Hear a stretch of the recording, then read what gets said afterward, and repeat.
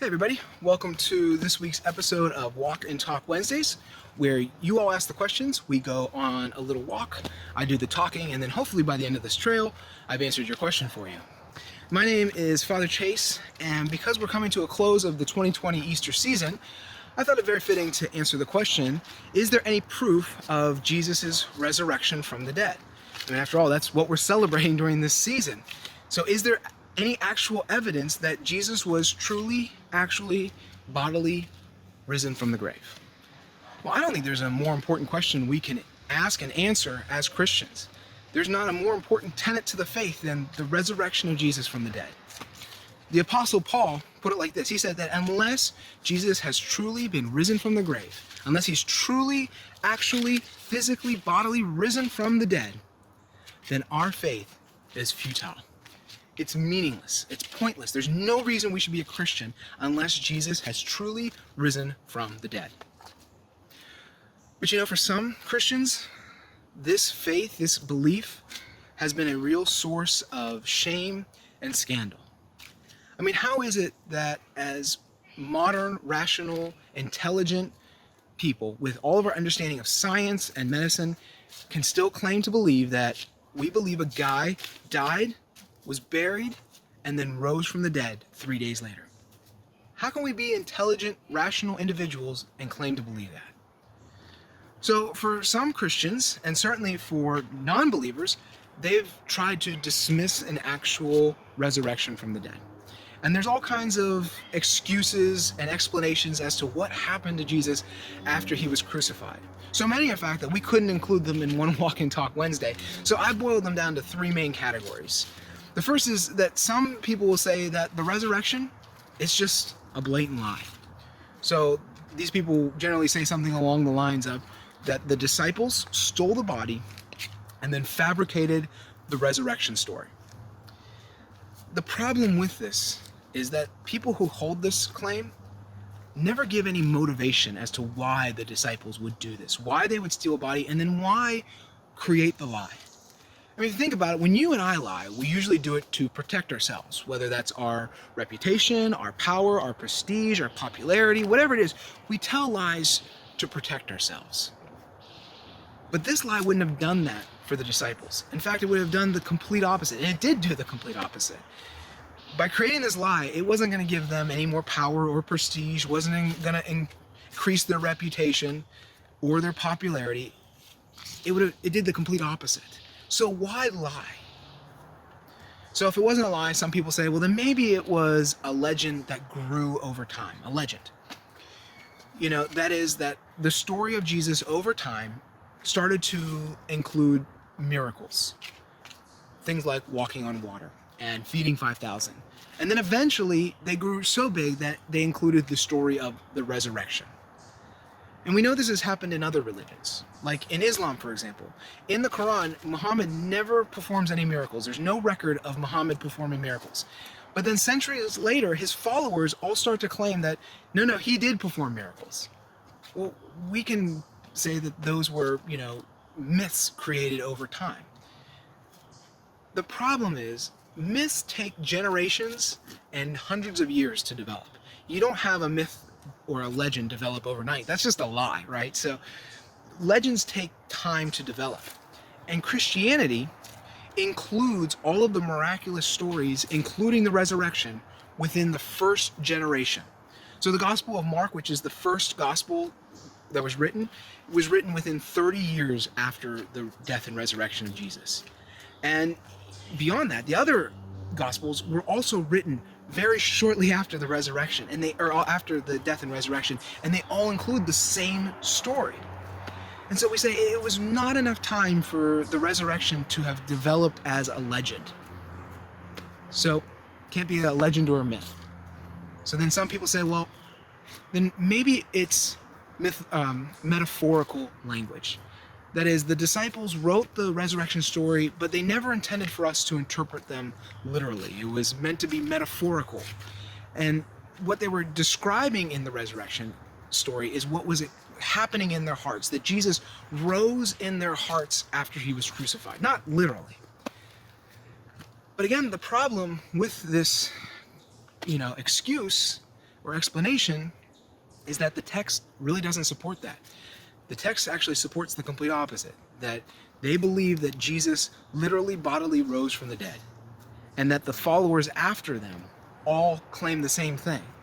So I don't think that there's a lot of evidence which supports metaphorical language.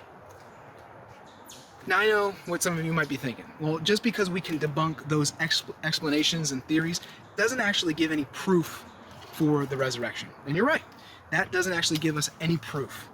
Proving or disproving those claims doesn't give any proof for Jesus' resurrection. So I have 3 proofs which point towards evidence, or which are evidence of Jesus' resurrection. 3 proofs. And the first is this: textual evidence. Textual evidence from the Bible. Now, I'm not saying that because the Bible says that Jesus rose from the dead that we should necessarily believe it. It's true.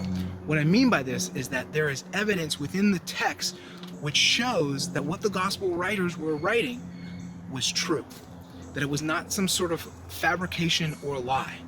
There are interesting details that you would never include unless you were telling a true story.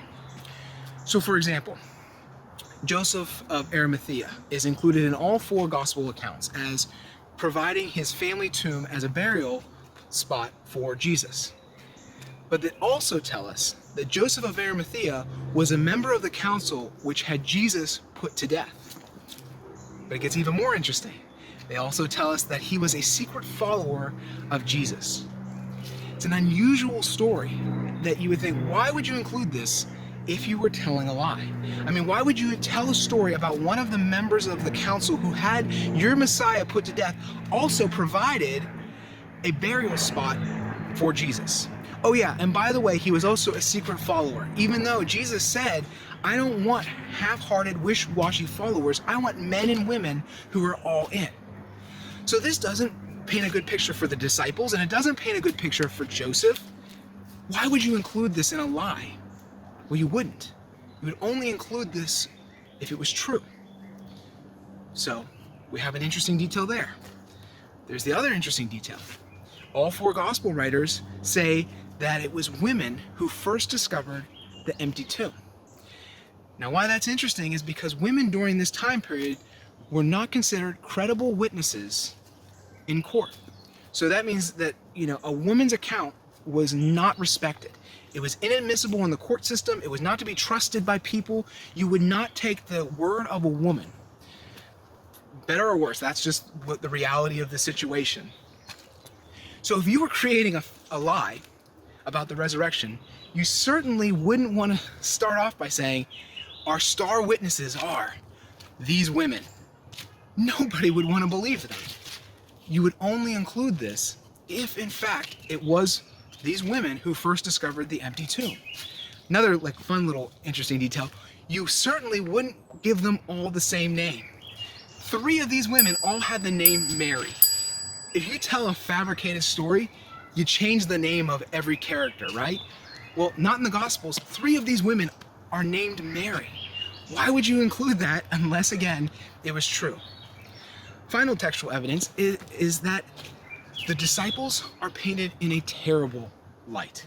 I mean, these guys are painted as cowards, as wimps, as doubters. And these men were supposed to be the men who were going to spread the gospel and grow the church. Now, from a PR perspective, that's a terrible strategy, especially if you're fabricating a lie. You would want to paint these guys as heroes, as men worth following. But that's not what the Gospels say.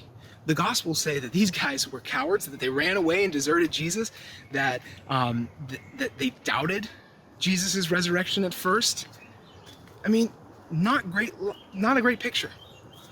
Why would you include that unless it was true? So you see, there's all these interesting details that you would not include in a lie. You would only include them if the story was true. And so if all of these details around the story of the resurrection are true, then why wouldn't we say that the story of the resurrection is also true? So the first evidence is the textual evidence. The second is the eyewitness evidence. So both biblical and non-biblical historical accounts tell us that early on, the followers of Jesus all started to claim that they saw, witnessed, talked to, listened, touched, interacted with, cooked with, fished with, hung out with the resurrected Jesus. And we're not just talking about the original disciples. Paul tells us that at one point Jesus appeared to over 500. So we're talking about hundreds and hundreds of individual eyewitnesses that all claim to have saw, heard, touched, listened, hung out with the resurrected Jesus. Now, I'm not saying that we should believe in the resurrection because there's so many people that claim to be eyewitnesses. I think the stronger evidence is that none of these men and women ever recanted their testimony. And there would have been immense pressure to do so. We know that the early church faced a lot of persecution. Some of them were being put to death. And so immense pressure for them to change their story, especially if it was a lie or if they doubted what they actually witnessed. You know, after a couple weeks of persecution, somebody would have said, you know what, we were making the whole thing up. The disciples, paid us, or we were encouraged to do this, or you know what, I really don't know what I saw. It kind of looked like Jesus. I couldn't really tell. I was really far away. But not one of these hundreds and hundreds of eyewitnesses ever changed their testimony. It's incredible evidence that Jesus truly has risen from the dead and has appeared to hundreds of individuals. The former special counsel for President Richard Nixon, and one of the guys who was caught up in the Watergate scandal, Chuck Colson, once said this about the resurrection. He said, "I know that the resurrection is true, and Watergate proved it to me." He said that 12 men all claimed to have witnessed and seen the resurrected Jesus, and then proceeded to keep that truth and proclaim that truth for the next 40 years. Even after they were persecuted, after they were beaten and tortured and thrown into prison, not one of them changed their stories. That's only possible if the story is true. Watergate, on the other hand, had 14 of the most powerful men in the country all change their story within 3 weeks. 14 of the most powerful men couldn't hold a simple lie for more than 3 weeks. It just shows us that if hundreds of people can keep the story that Jesus rose from the dead for years and years, their entire life, watching friends and family beaten and tortured, themselves facing persecution, then this must be a true story. The third piece of evidence is the reaction from the Jewish leaders and the Gentile leaders. The reaction from the leaders. So we know that the Jewish leaders and the Gentile leaders wanted to put an end to the Jesus movement. And so they thought that by crucifying and putting Jesus to death, that would end the whole thing. But then the followers started saying that, well, no, he's risen from the dead. Well, if you wanted to put an end to that rumor, what would you do? You'd produce Jesus' body, right? You'd show everybody, nope, he's dead. Look, I mean, after all, the Romans put special elite guards in front of the tomb, then sealed the tomb with a massive rock and with Caesar's seal, saying, if you mess with this tomb, there's going to be punishment. But they didn't produce a body. The reaction was not to produce this. Why not? Because they didn't have a body. And so the reaction was then to say, well, the apostles, they stole the body. Now, this didn't fly. I mean, nobody believed this story. One, the Romans, they never admitted this. And two, think about this for a second. These guards were like Navy SEALs today, okay? These are elite killing machines. Think of popular Navy SEALs that you might know. Think of Jocko Willink and Leif Babin and David Goggins. I mean, these are incredibly intimidating, tough men. I mean, look at Jocko Willink. He looks like he could wrestle a lion with his bare hands and win. I mean, these guys are intimidating. Well, these guards that they put in front of the tomb, these were like Navy SEALs. And the disciples, they were probably more like guys like me. Your average Joes. Not very intimidating, not killing machines in any form or imagination. And so even if I had a whole group of guys, with me, on my best day, I couldn't dare to overcome these well-equipped, well-trained killing machines. And so the reaction of the Jewish leaders was to create the lie. The reaction of the Gentiles was to simply ignore this whole thing. And so because they couldn't produce a body, you have to say, what's the only explanation? The explanation that the disciples tell us, that Jesus rose on the third day, that he overcame those powerful elite guards supernaturally, safely, and that he walked out of that tomb unharmed. I think those are three rock-solid sources of evidence, pieces of evidence, that support an actual literal resurrection. And there's also other pieces. I mean, the fact that the Apostle Paul converted. There's more proof. But I think those are three rock-solid reasons why you should believe in the resurrection of Jesus from the dead. Well, this is the end of the trail, and so we are out of time. If you have any comments or questions, please make them down below. If you have a question you'd like to answer, please, you can direct message me or suggest a question down below. I'll be glad to answer them. This is Father Chase. I'll see you all next week.